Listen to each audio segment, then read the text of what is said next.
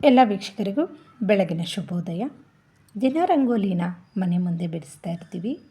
ಇದರ ಪ್ರಾಮುಖ್ಯತೆ ಏನು, ಇದರ ಹಿನ್ನೆಲೆ ಏನು, ಯಾಕೆ ರಂಗೋಲಿ ಬಿಡಿಸಬೇಕು, ಇದರ ಬಗ್ಗೆ ಒಂದು ಪುಟ್ಟ ಮಾಹಿತಿ ನಿಮ್ಮ ಜೊತೆ ಹಂಚ್ಕೊತಾ ಇದ್ದೀನಿ. ರಂಗ ಅಂದರೆ ಸಂತೋಷ ಅಂತ, ವಲ್ಲಿ ಅಂದರೆ ಬಳ್ಳಿ ಅಂತ, ರಂಗೋಲಿ ಅಂದರೆ ಸಂತೋಷದ ಬಳ್ಳಿ ಅಂತ.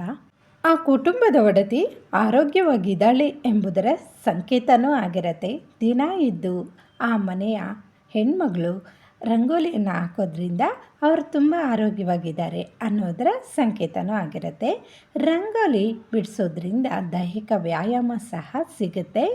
ಇದು ಒತ್ತಡ ನಿವಾರಕ, ಮನೆಯ ಒಳಗಡೆ ಯಾವುದೇ ನೆಗೆಟಿವ್ ವೈಬ್ರೇಷನ್ಸು ಬರದಂತೆ ಇದು ತಡೆಯುತ್ತೆ. ಹಾಗೆ ರಂಗೋಲಿಯನ್ನು ಸೂರ್ಯ ಹುಟ್ಟುವ ಸಮಯದಲ್ಲಿ ಹಾಕೋದ್ರಿಂದ ಅದು ತುಂಬ ಕಲರ್ಫುಲ್ಲಾಗಿ ಕಾಣಿಸುತ್ತೆ. ಇದಕ್ಕೆ ಯಾವುದೇ ಬಣ್ಣಗಳು ಬೇಕಾಗಿಲ್ಲ, ಸೂರ್ಯನ ಕಿರಣಗಳೇ ಸಾಕು.